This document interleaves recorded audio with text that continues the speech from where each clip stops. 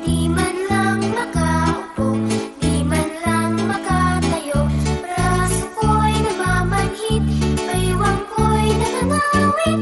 Binti ko'y nangingitig sa pagkababad sa tubig.